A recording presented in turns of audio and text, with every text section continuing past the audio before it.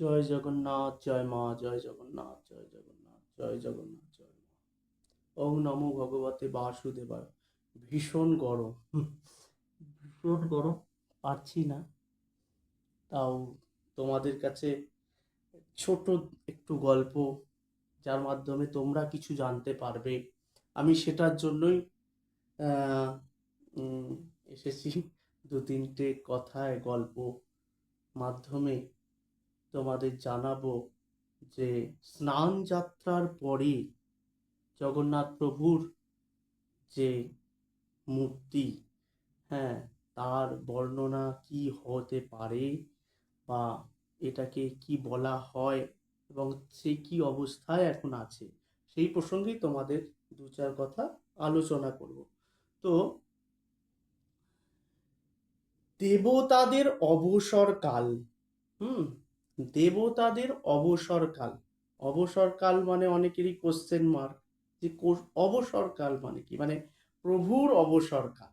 হ্যাঁ, দেবতাদের অবসরকাল বলছে যে একসঙ্গে 108 ঘড়া জল ঢেলে জগন্নাথের সপরিবারে, হ্যাঁ, অসুস্থ হয়ে পড়েন। ঠিক আছে, তাহলে জগন্নাথ দেব সপরিবারে স্নান করেছে। আমরা দেখেছি জগন্নাথ, বলরাম, সুভদ্রা, সুদর্শন মহারাজ সবাই একত্রিত হয়ে 108 ঘড়া জলে স্নান করেছেন স্নান যাত্রার পুণ্যতিথিতে।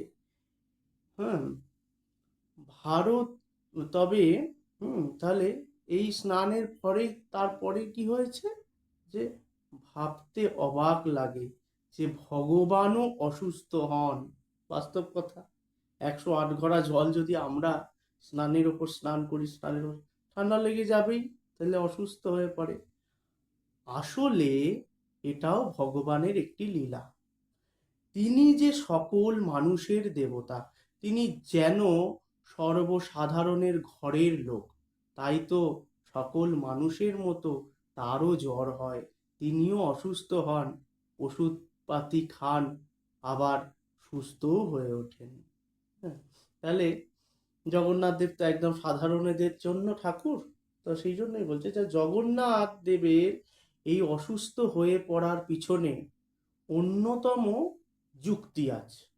তা একটু যুক্তিগুলো শুনে নাও, যুক্তিগুলো কি বলছে, যে ঘড়া ঘড়া জল ঢেলে স্নান করার ফলে কাঠের বিগ্রহগুলির অঙ্গের কিছু বিকৃতি ঘটে যায়।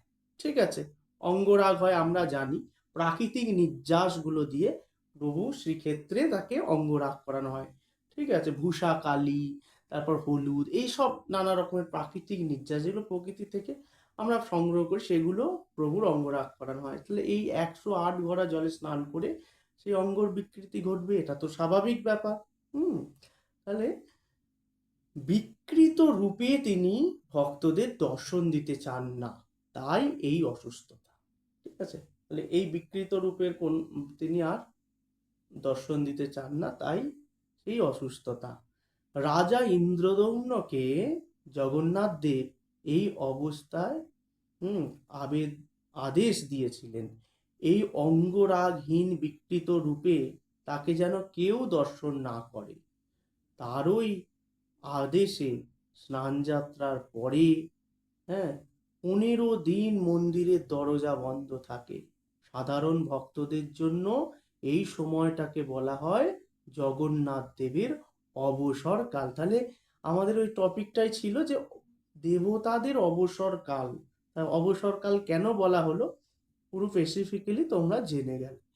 জ্যৈষ্ঠ মাসের পূর্ণিমা থেকে উভা আমাবস্যা পর্যন্ত জগন্নাথ দেবের অনবসর কাল। তখন তিনি মন্দিরে জগন্নাথ, হ্যাঁ, জগমোহনের পাশে নিরোধ গৃহে অবস্থান করে। তাহলে নিরোধ গৃহে অবস্থান করে।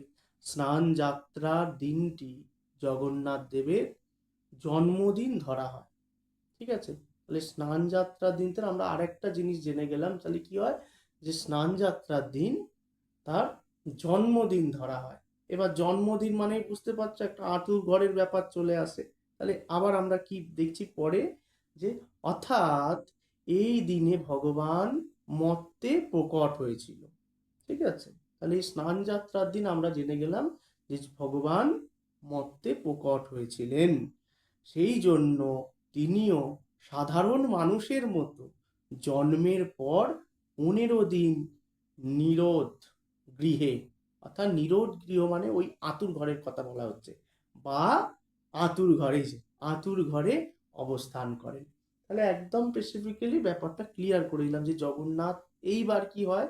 এইবার আমরা জানবো এর পরের স্টোরিতে, আমি আবার তোমাদেরকে আলোচনা করব যে অনবসর কালে কেমন ভাবে চলে জগন্নাথ দেবের পরিচর্যা, তিনি কিভাবে থাকেন, এবং তার যে এই যে জ্বর হয়ে আছে, তার এই অবস্থায় কি তার কোনো এর ব্যবস্থা, এলাজ মানে তার কি চিকিৎসা হয়, তার চিকিৎসা করার কি কোনো প্রসেস আছে? হ্যাঁ আছে। সেগুলো আমি পরের ভিডিও বিস্তারিত আলোচনা করব। সাথে থেকো, পাশে থেকো। জয় মা, জয় মা, জয় মা, জয় জগন্নাথ। ওং নমো ভগবতে বাসুদেবায় হরি। ওং নীলাচল নিবাসায় নিত্যায় পরমাত্মনে বলভদ্র সুভদ্রাভ্যাং জগন্নাথায়তে নমঃ। ওং নমো ভগবতে বাসুদেবায়।